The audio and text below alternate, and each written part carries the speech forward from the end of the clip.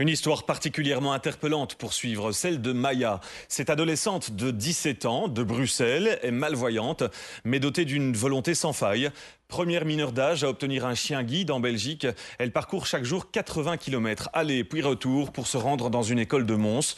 La seule école qui, malgré son handicap, a accepté de l'accueillir, elle, avec son chien. Une rencontre émouvante signée Olivier Pierre et Didier Clipa.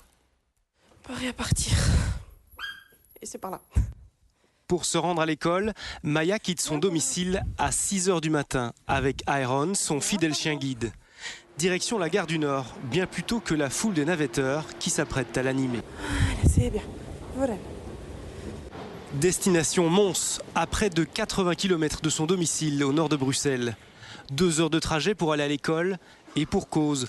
Maya et ses parents n'ont pas trouvé d'école secondaire normale qui veulent bien l'accueillir plus près de chez elle. Il y a beaucoup d'écoles qui refusent l'intégration aux personnes malvoyantes parce qu'ils ont de gros préjugés en fait. Quand on parle de malvoyants, on voit la jeune fille ou le jeune homme complètement inautonome qui a du mal à travailler, du mal à s'adapter. Donc résultat, dû à ces préjugés qu'on fait assez régulièrement, pas mal d'écoles, surtout en région bruxelloise, ont refusé mon intégration. L'adolescente devait aussi faire accepter son compagnon qui l'aide à surmonter son handicap. Une vue quasi absente depuis la naissance.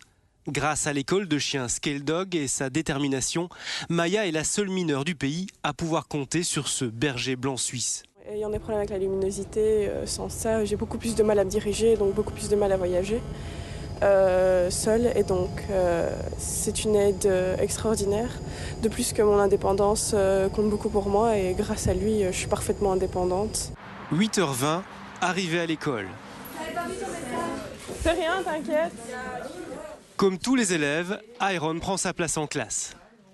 Depuis 20 ans, l'Institut d'enseignement secondaire paramédical a l'habitude d'accueillir des élèves qui peuvent avoir un handicap.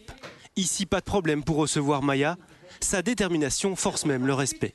Elle sait très bien ce qu'elle veut, elle a un projet de vie.